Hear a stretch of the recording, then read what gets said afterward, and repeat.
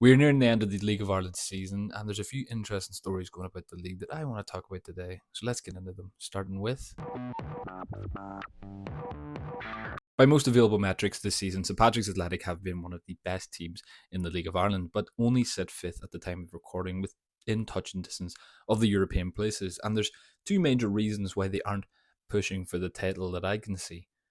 There has been an over-reliance for goals from Mason Melia in the team, who has scored 12 in the Premier Division this season, with the next best coming from Aidan Keena, who has scored 6 this season but hasn't played since July.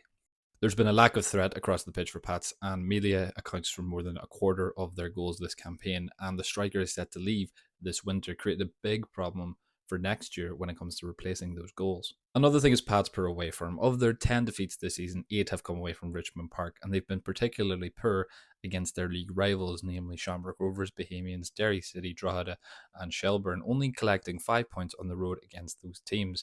And they have to play Bohemians and Shelbourne away during their run-in, as well as face Shamrock Rovers at home. Alongside this, they haven't shown their best against the more relegation-threatened teams this season, losing twice to Galway United on the road and losing to Sligo, and of course, that FAI Cup semi-final defeat to Cork City at Turner's Cross. If these trends and this form persist during the last couple of games for the Saints, you could consider this year a failure. They would have came in after a strong finish to 2024 as one of the more fancy teams in the league, and to avoid Europe going on this trajectory would probably see either a mass exodus of the playing staff or maybe even a change in the dugout before the 2026 campaign.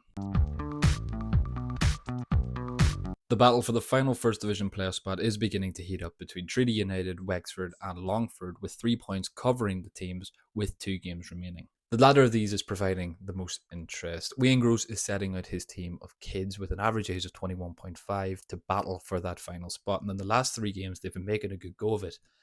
They've beaten champions-elect Dundalk 3-2, high-flying Bray Wanderers 2-0, and grabbed a crucial win against playoff rivals Treaty United.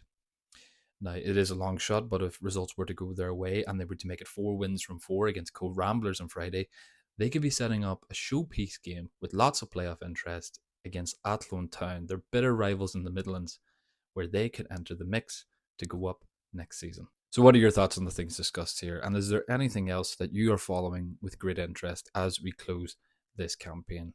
Let me know. Cheers.